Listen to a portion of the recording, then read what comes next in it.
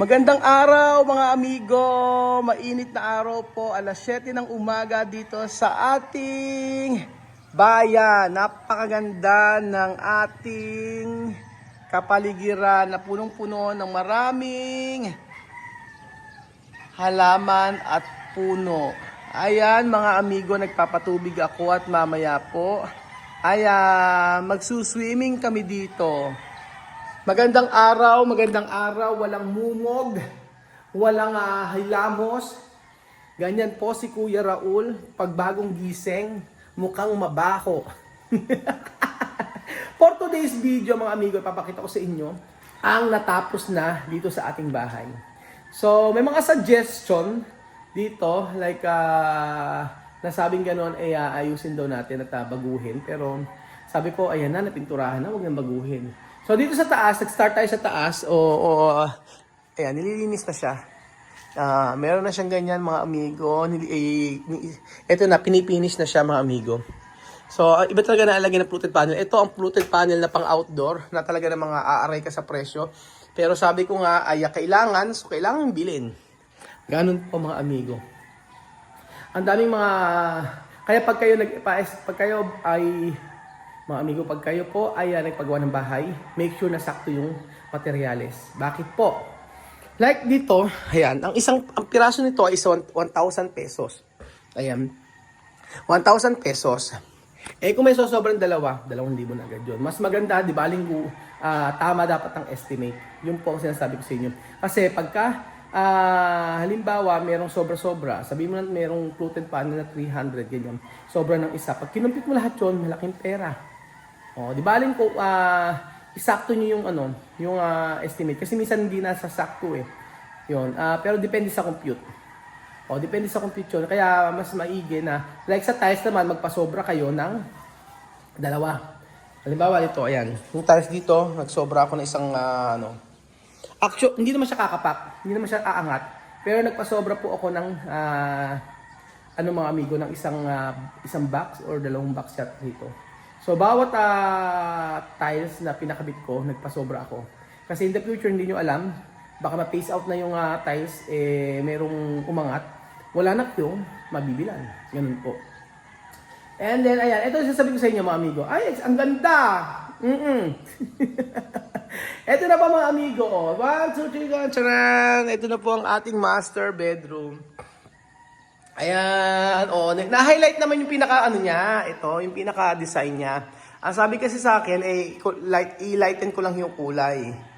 Pero para sa akin, mga amigo, ayan, ay okay na yung ganito. Na naman siya, na nakita naman siya. Don't worry, yung mga ilaw-ilaw yan, ganyan. Ito pinag-iisipan ko kung maglalagay pa ako dito ng lagayan ng TV. Pero parang sabi ko, naku, kung maglalagay ako ng lagayan ng TV dito, ayan, tatagal lalo yung gawain. Kaya sabi ko, tapos na wala na. Ilaw na lang. By Monday, lalagyan na yung mga ilaw-ilaw. Papalagay ko na. Papa-start ko. Ayan po. Malikabok! Ang kulang na lang dito ito. Itong walk-in closet. Kulang pa na pintura. Kulang pa to. Sabi ko, ilagyan na ng brown din. Brown para ka pagkatingin dito. Pagkamukha. Hi, Jigs! Bio barbar. Ayan po. Ayan. Walk-in closet to. Tapos ang plano ko rito, sliding. Tcharan! Ganun. And then, ito ang ating CR dito. So, meron niya na harang. Wala pa. Hindi pa nagagawa. Para ipang na. Nako, ang hirap. Ang hirap pala ganito. Umahaching-haching. Yan. Ayan mga amigo. So, naman siya, na-emphasize naman yun. Na-emphasize ba tawag doon? Nakita naman yung pinaka-design natin. Kaya, timo iba silang magpintura, di ba? Yung mga tauhan natin, iba silang magpintura. Talagang makinis na makinis yan. Kahit sa mga, wala ka makikita impurities, insecurities. Ayan. Ito yung natapos sa loob ng 1 linggo, mga amigo. Tingnan nyo, simulan nyo natin mga vlog natin at tingnan nyo kung ano yung pagbabago. So, ito, ganun pa rin. Meron pa naman dito. ang sabi sa akin, sabi ni Mamita pala, na ano daw pala, painting ang maganda. Oo. Huwag daw maglagay ng mga picture-picture ng kasi daw ay chipipay daw. Kaya Tita Mariton, ihanda mo ang iyong mga paintings. Ilan? Hindi ko kaya presyo.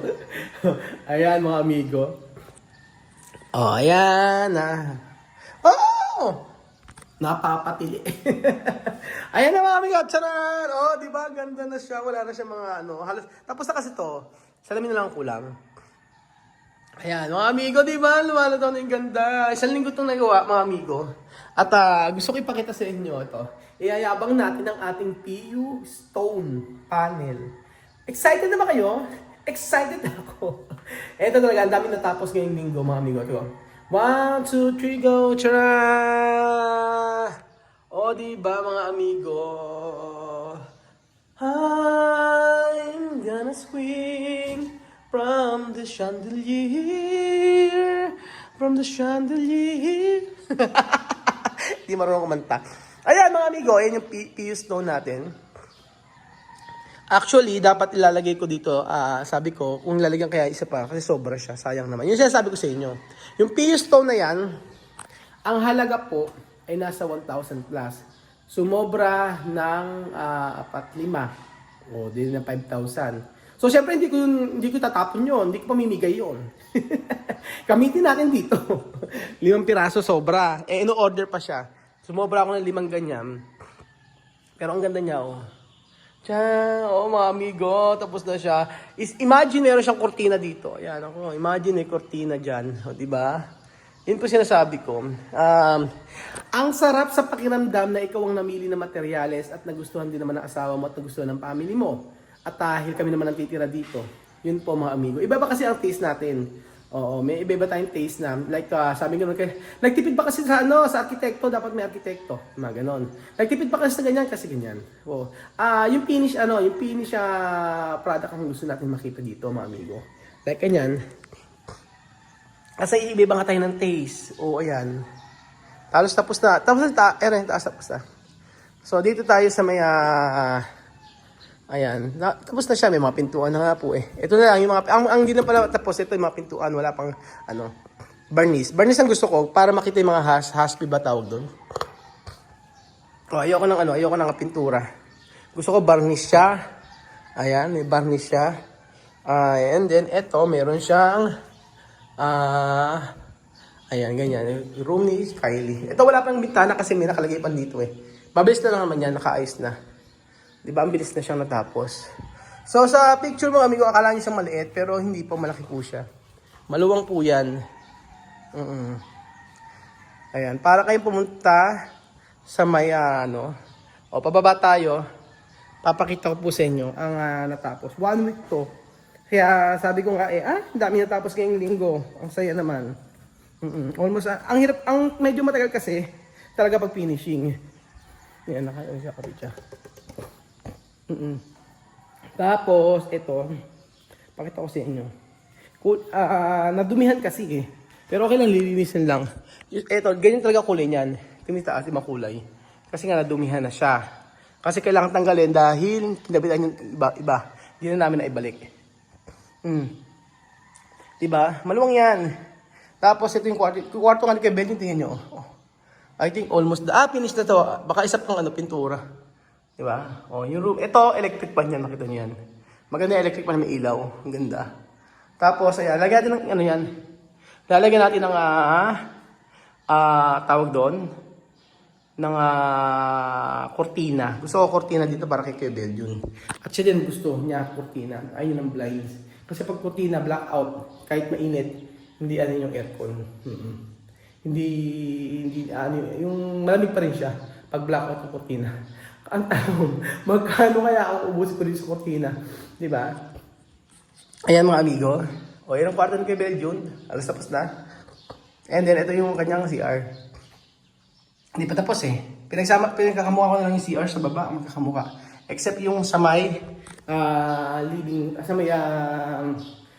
Sa may salas. Oh, sa may salas natin, iba siyempre yung tiles dito. Pero lahat naman okay na. Ayan, pinalakihan ko to. Gusto ko malaki. So malaki CR natin dito. Kasi ito yung pinaka, ano natin. So ayan mga amigo. O, tapos na to. Pintura na lang. Actually ito matagal yung pagpipintura. Diyan, sa part na to. So wala nang gagawin dito. And then, ayan. Ay, ang ganda ng ilaw natin mga amigo. Diba? Oh, ang ganda. Kailangan takpan pala to. Ganyan. Kaso si Ate Lenlen ninyo, hindi siya pumayag. Ayaw niya na ilagay dito yan kasi sobrang laki daw. So nag-disagree siya dito. Sabi niya tanggalin, ibalik sa resort. At kumuha ng mas magandang lamesa. Yung nandoon lang para hindi na kami gumastos. And then ayan, lalagyan ng ng kurtina. Gusto ko kasi kurtina. Kaysa blinds. Ang blinds natin yung mga ganito. Tulad ng mga yan. So tapos na rin to. Ayan. Charang. Sa personal, malaki siya mga amigo. Sa video kasi, parang alit-lit niya. Pero ayan, tapos na halos. Pintura na lang maiiwan dito. Puro pintura. Ganyan siya. So sana may maka-appreciate mga amigo.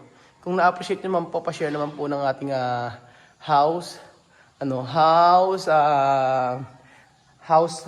challenge. House challenge. Walang sense pinagsasabi. Ayan na mga amigo, di ba? Ganyan sa baba.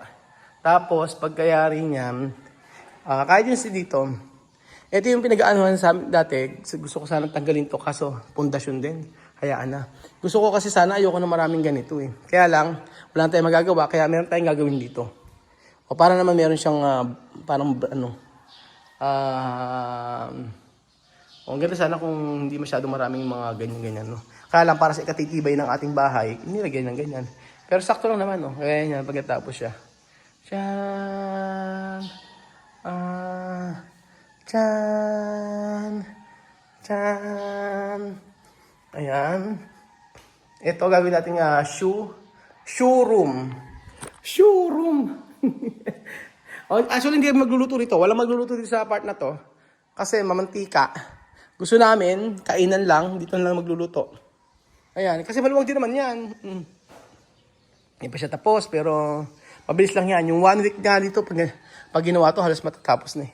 Isang 1 week lang na trabahador na gagawa dito. Kaya tapusin yan. Hindi naman siya kalakihan. Ayan po mga amigo. Sa loob ng isang linggo, yan po yung natapos talaga. At kung pagbabasihan nyo, na okay naman at maraming natapos sa ating pinapagawa. So, ang excited ako mga amigo ito sa pintuan. Oversized nating pintuan. Ayan, oversized nating pintuan. Dito po ako excited para makita nyo ang kabuuan ng ating bahay.